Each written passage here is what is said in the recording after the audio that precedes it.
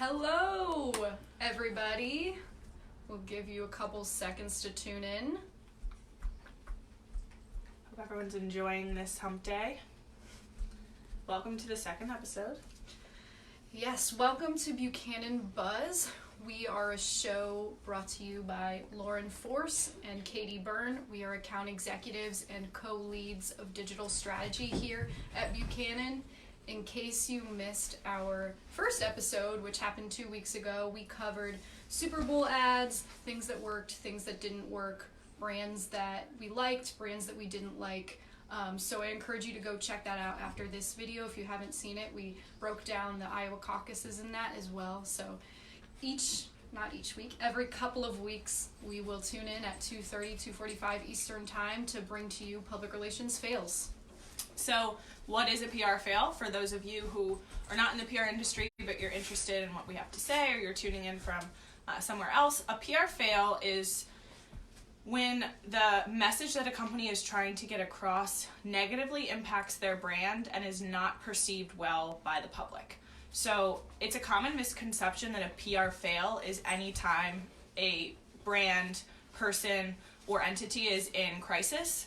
For instance, there was a racial incident and a brand gets some backlash from that. While that's a bad thing, the way that they respond to that is whether it becomes a PR fail or not. A lot of times companies can go through issues and they're able to communicate it effectively so that it has the least amount of negative impact on their brand. So, if you hear any barking, also the dogs are literally wrestling at the base of my feet. And we'll be covering a lot of brand PR fails on this show, but also just general big events that happen in the news, like the Iowa caucus, and as you'll see today, two pretty big current events that happened and how that affected the overall brand. And we encourage you to interact with us, engage, leave comments, ask us questions, because the more you're engaging with us, the more this live show can be fun and informal for everybody. So we thought that today we'd discuss two events that happened in the last couple of weeks. Ricky and Shiloh are just right now, growling and wrestling as they do 90% of the day. You can't see them right now, but they're going. Yeah. Oh, you probably can. They're going crazy. They're playing tug of war. Producer Maria is trying to get them to run Producer down the Maria hall. is got it covered. So, okay, the last couple of weeks, two big things that you've probably heard of. They're everywhere. The Houston Astros and the MLB fiasco, and the Oscars, Academy Awards, #Oscars so white. So which one do you want to talk about first? There's a lot to unpack here. I can start with the Astros. All right. So, I am a crazy sports fan. I've been waiting all day to talk about this because the entire fiasco from start to now has just been, it keeps unfolding and it keeps getting worse. And I think it can be broken down into three separate parts. Wait, before you get into it, shameless plug of Katie's blog on Buchanan. She just did one a couple of weeks ago on the PR problem in baseball, so she knows what she's talking about here. So, yes, like she said, I talked a lot about a lot of the issues that MLB has in general, but we're going to talk a little bit more specifically about how they've handled this Astros cheating scandal. And so it can really be broken down into, I think, three parts. The MLB's reaction, the Astros organization reaction, and then reactions from the players. So MLB, the commissioner of MLB, his name is Rob Manfred, and he has been widely criticized for not only the punishment that was handed down to the Astros, but his subsequent reaction to the backlash from that punishment. So he essentially spoke to the media this weekend, and he specifically basically said that it was just a trophy, and it's just a piece of metal. Like, it's not worth taking away from people. And first of all, that's a bad stance to take as the commissioner of Major League Baseball. It's literally called the Commissioner's Trophy, and it is what you are handed when you get the ultimate title in Major League Baseball. So PR 101, don't knock the thing. Your Your brand is going, the penultimate part of your brand is this trophy, and it's even the penultimate part of you. It's the commissioner's Yes. trophy. So he got a lot of backlash from players on that because he's basically trying to minimize something that these players and the league work to, promote and get people excited about the World Series. So he had a lot of backlash there. He did apologize for that. So I thought the apology was a good response to what ultimately was a PR fail of him knocking his own brand. But the bigger issue came from when he was basically saying that he didn't feel that the punishment was too lax, and that the public reaction to the players cheating was embarrassment enough. And there was a lot of backlash there because, one, players are saying, so you're just leaving it up to the public to shame them, and you're not going to actually, this is setting an example essentially that anyone can cheat and there's no actual real repercussions for what's going to happen. You'll just get shamed publicly and then hopefully everyone will move on. And I think that's a little bit ignorant to think about, because Major League Baseball has had a ton of controversy. It's a 100+ year sport. There's been betting scandals, throwing World Series, steroids, and people. I mean, Pete Rose. People still talk about these things to this day. So to think that the public's embarrassing the Astros and that they should forget about it in 3 weeks, it was just, again, a little ignorant. And I think it's an institutional problem, right? They're just saying we'll move on from this. It's behind us, but you need to actually implement steps to fix the problem that's clearly been present in baseball, like you said, hundreds of years. Yeah. And so I think you'll see through the other two parts I'm going to touch on is people, when people do something wrong, you're not necessarily going to get public, they're not going to forgive you, but they want you to take responsibility. And MLB is pretty much refusing to take responsibility, and then now the Astros organization is also refusing to take responsibility. So their owner, his name is Jim Crane, he had a press conference this weekend as well, and it's rumored that he hired a crisis PR team. And I should preface what we're talking about, that PR fails don't necessarily always come from the PR people behind an organization. A huge issue that faces PR right now is that people don't understand it. They're nervous to take the advice of PR professionals. So it's likely that this crisis PR firm recommended all the right things and the organization ignored them. Just ignored them. It could also be they just didn't hire a great PR firm, but I don't actually know. But it's a PR fail regardless, because Jim Crane essentially said... I have exactly what he said. You can read it. He said this weekend, or whenever it was, he said, our opinion is this didn't impact the game. We had a good team. We won the World Series. We'll leave it there. And then a minute later, he said, when pressed by a reporter whether it actually did impact the team or impact the game, he said, I didn't say it didn't impact the game. So in a minute, he said it did impact the game and it didn't. So it's very unclear. And then when they asked if he should be held accountable, he said, no, I don't think I should be held accountable. I'm here to correct it and take the team forward. As I said, it won't happen again on my watch. So obviously there's a couple things that went wrong here. He didn't really have great media training if he's not even able to remember what he said, 60 seconds prior. It's also not great, like I said, to not take accountability. People want to hear an apology, and you can give an apology and it might not seem sincere, and that could also be bad, but you have to take accountability for what has happened. You are the owner of the organization, so you're the top. You might not have been involved in the cheating scandal, but you have to say, we need to do better. We are sorry to the people, the players, the fans. You have to think about the fans, the little boys and girls who look up to them as their role models, and for them to just brush it off, hey, we're a good team, we'll win the World Series again. It just, what do you think that signals to kids who idolize them? Exactly. That we can just get away with anything that we want. You're teaching the future of Major League Baseball that it's okay to just do whatever you want, but win by all means necessary. And so people had a huge issue with that. And then the final part of this problem is the players. So the Astros players and then players from other organizations. The Astros players, very similar to their owner, are really not taking responsibility for their part in this cheating scandal. And to be fair, they are the ones who need to apologize. They're the ones who were taking part in it. They knew what was going on. Jose Altuve, Carlos Correa, these are some of the biggest names in baseball. I mean, Jose Altuve won the 2017 MVP award that year and was rumored to be cheating with other methods than what just Major League Baseball has found. So the Astros players have kind of gone off their talking points, refusing to apologize, making excuses, and again, not taking responsibility. And his response was, hey, we'll be in the World Series next year. Not the way that I would go with that one. And then on the other hand, Major League Baseball is known for being, I mentioned this in my blog, the boomer of the 4 professional sports leagues. They tend to keep their players from speaking out in the media, from being really active, fun athletes like the NBA, and the majority of players outside of the Astros organization have been pretty adamant about speaking publicly about this and their disrespect for the Astros players in the organization and their disappointment in the way Major League Baseball has handled it. I mean, huge players like Mike Trout, Aaron Judge, Giancarlo Stanton are all saying, this is unacceptable. I've lost respect for those players. And I think it's going to be a really interesting season because, you know, I don't condone this, but baseball is a sport where there's not a lot of violence, except for when a pitcher intentionally throws a pitch at a player.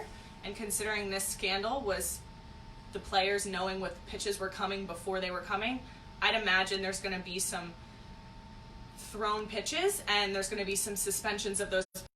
Major League Baseball can't condone that, and it's just they've lost control of the narrative, they've lost control of their players, and they've lost the respect of their players that they're, you know, ultimately overseeing. Yeah. So I think, again, I could go on about this for like a million years. They need cohesive talking points, messaging that they'll stick to, especially the leadership. It's really disappointing to see them kind of putting the blame elsewhere, not just diffusing the situation when it's a big deal. It's a big deal to the fans, to the players, to the other players in MLB.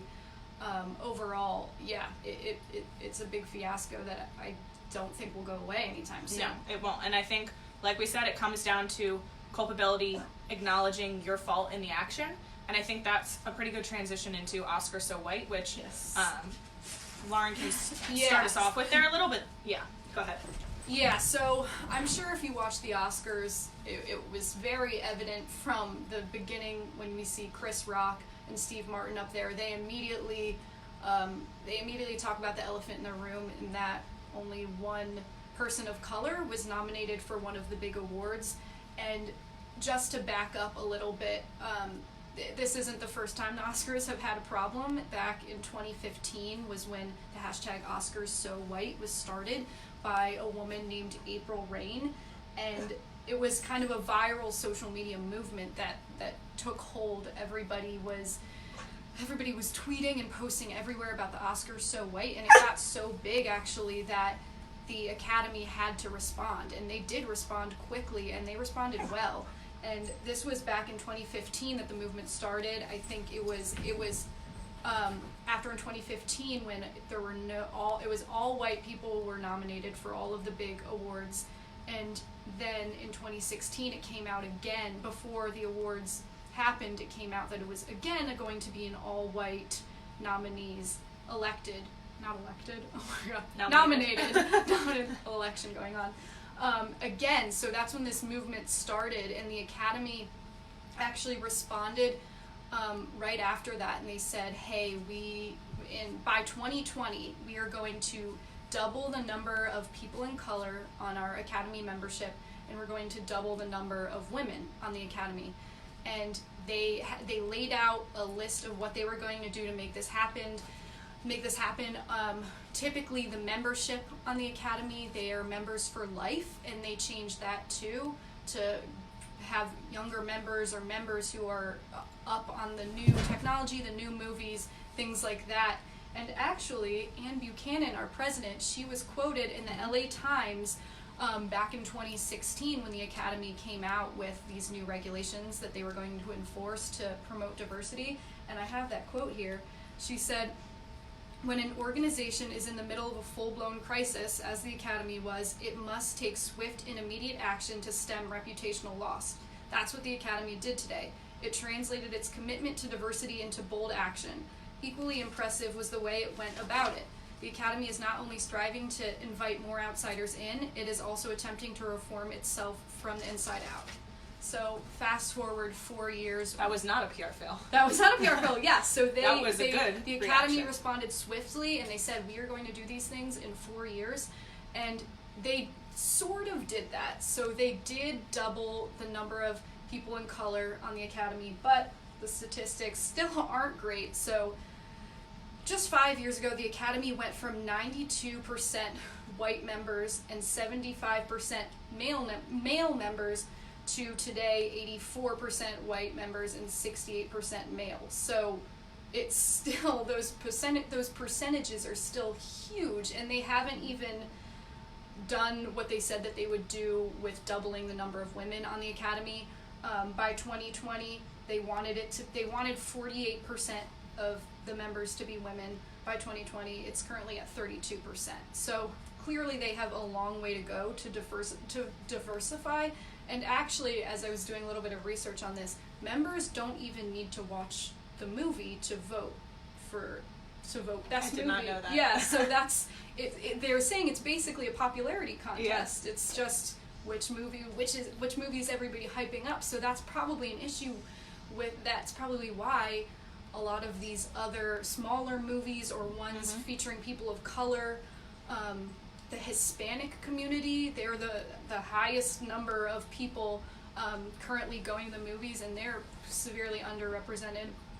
Other award shows nominated many more black people as well as Hispanic people. Jennifer Lopez, Lupita Nyong'o.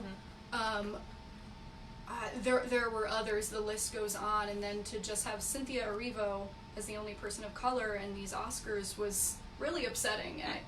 And I think what's interesting also is we're talking about the players we're hitting back at the MLB. Well, the actors and actresses were hitting back at the Academy. Yeah. Janelle Monáe was out on stage. She made multiple references to #OscarsSoWhite, and Natalie Portman was on the red carpet with all the names of the women who were not nominated. That brings me to my next point about women, is that in the 91 years of the Academy Awards, only 5 women have been nominated ever for Best Director, and only one woman, Catherine Bigelow, won more than a decade ago Best Director. So the Academy made these strides to be more inclusive and diverse, but they're not. It's still, we have a long way to go, and I think it starts with it's deeper than the Academy. Yeah, it's deeper the than the opportunities have to be created for people of color. It's the production companies, and it's the moviegoers as well. We all need to start building up the hype around these movies of people in marginalized groups, because diverse groups. Yeah. So it's ultimately the fail is that they implemented a really strong plan, and by 2020 here we are, they're still having people on stage, actors and actresses, directors, openly saying this is not enough and it's not good enough. And so you failed to complete your campaign in a sense. And don't get me wrong, with Parasite winning the first foreign film, winning Best Movie, that's huge. None of the actors were nominated though, but that was one step going for them, one good thing going for them as well. So I think we'll wrap it up today. We've talked a lot, and those are obviously 2 huge things that are going on.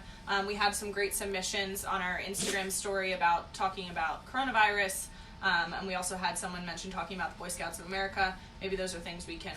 and the Weight Watchers rebrand. The Weight Watchers rebrand, Bridget, yes. That one. So those might be some things you'll see us discussing a little bit on our social pages over the next few weeks, or maybe we can fit it in our next episode. But as always, we're open to any criticism. We're starting this show, and we know that we've got room to learn and to grow, but thank you for anyone who tuned in. And let us know, again, what you want to see. Leave us comments. Go and check out our other video if you haven't seen it. And thank you for tuning in. Yeah. Tune in in 2 weeks, not in 2 weeks from now. Katie and I will be in social media marketing world, so we can't do it at our normal time of Wednesday at 2:30. We'll be flying back then, but we will find a time during the conference to do a little Facebook Live for you then. Even funner Facebook Live. And even more fun, It'll be coming from California, and we'll be surrounded by social media gurus, so who knows what, you'll be seeing on that episode, so something to look forward to. So stay tuned. All right. Bye.